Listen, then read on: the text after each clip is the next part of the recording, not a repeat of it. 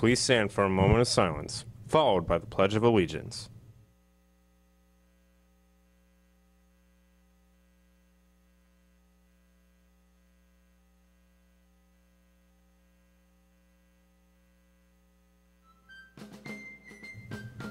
I pledge allegiance to the flag of the United States of America and to the republic for which it stands, one nation, under God, indivisible, with liberty and justice for all.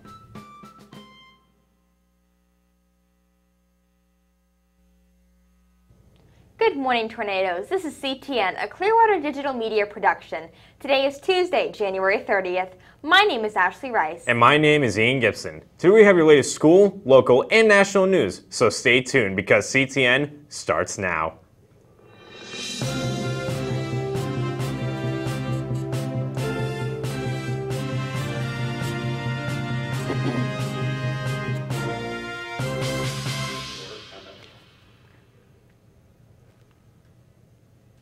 In your headline news, comedian Kevin Hart's new tour will include a stop in Tampa.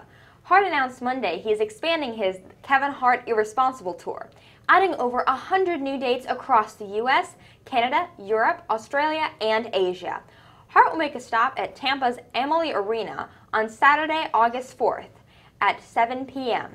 Hart's last multi-city domestic and international What Now comedy tour sold out large venues all over the world, including being the first comedy show to sell out an NFL stadium, selling over 50,000 tickets in one show at Lincoln Financial Field.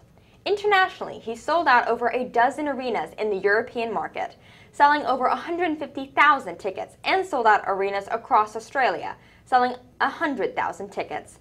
Hart's hit comedy tour grossed over $100 million worldwide. With fishing poles in hand, Dimitri and Ethan Sedita aren't looking for a catch. Instead, the two brothers are reeling in Gasparilla beads from Tampa Bay. About 5 years ago, the boys started going to their Harbor Island dock in the days following the famous boat parade and hooking beads. But what started as a game soon turned into a mission. They estimated they pulled in more than 1,000 strands of beads from the water using their fishing poles. It's become a tradition to do that every year, and now it's morphed into a full-blown organization, Dimitri said. The two young environmentalists started their own organization, aptly named Green Gasparilla. They are parade fans themselves and don't mind the beads, but say they wish adults would dispose of them properly. They're worried about the amounts of lead and toxic metals in the bead strands and what they could do to the area waterways. The beads are made in mass quantities overseas and have very little regulation on what goes into the paints, strings, and plastic. The accused Seminole Heights killer appeared in court Friday for the first time since he was officially charged with the random murders of 4 people following his arrest in November. Donaldson's attorney told the judge that Donaldson is fully aware that his conviction could mean a death sentence. Regarding the death penalty, Tina Felton, sister of one of the victims, said she is still in a lot of pain, but she does not want to see her brother's alleged killer die. Quote, "All of the hurt that I feel, all of the anger I was feeling towards him will never bring my brother back. I have to deal with that, and I wouldn't want anybody to feel what I felt," she said. Tina Felton is in the minority, however, among her family. Most of them want to see Donaldson pay with his life. Quote, "If he did it, they need to burn him. He took 4 lives, they need to burn him. That's it," said sister-in-law Gloria Felton. Ultimately, it will be up to the courts to decide Donaldson's fate.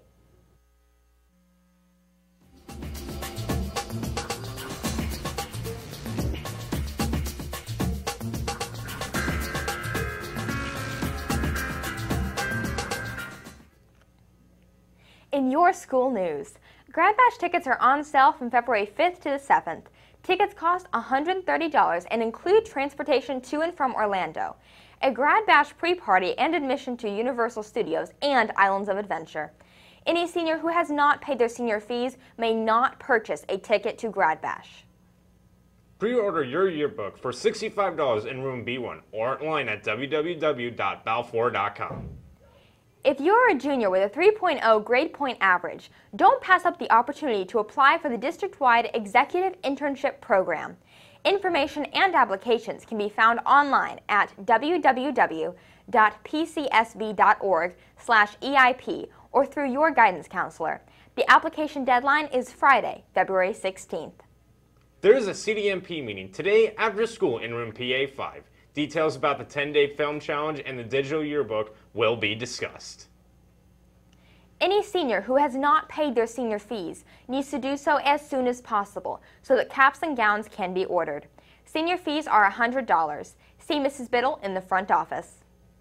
Seniors, remember to bring in your college, military, or trade school acceptance letters to Mrs. Biddle so that they can be displayed in the senior cafeteria.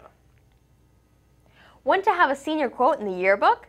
Senior quotes are $5 and can be purchased from Mrs. Aliberto in room B1, February 1st through the 15th.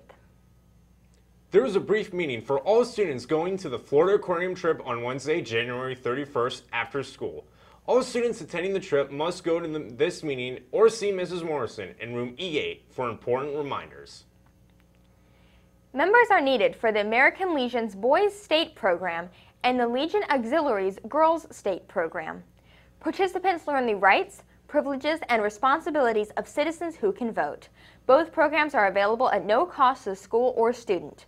They will include transportation, food, housing, and program costs. See the Clearlight for more information. 2 district principals have been selected as National Model Academy principals by the National Career Academy Coalition. Clearwater High's principal Keith Masterides and Northeast High's principal Michael Hernandez were both selected. They are 2 of only 29 principals selected in the nation. As a result of their selection, they have been invited to an all-expense paid model principal collective June 27th through the 28th in Nashville to share success and practices with other school principals. PMAC has an important meeting on Wednesday right after school.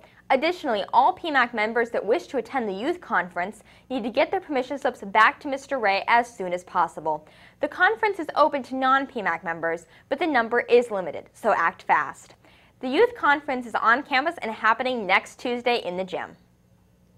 All girls interested in flag football must have their paperwork cleared through Mrs. Biddle prior to tryouts on February 5th. All interested girls should meet in room C7 at 2 p.m. on February 5th to check if you are eligible and to sign player contracts.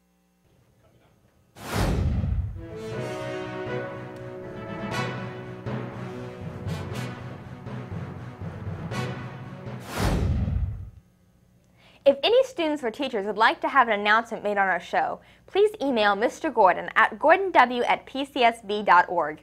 If you are a student, please have your club sponsor or coach send the email. Like us on Facebook at Clearwater Digital Media Productions for a look back at some of this year's broadcasts.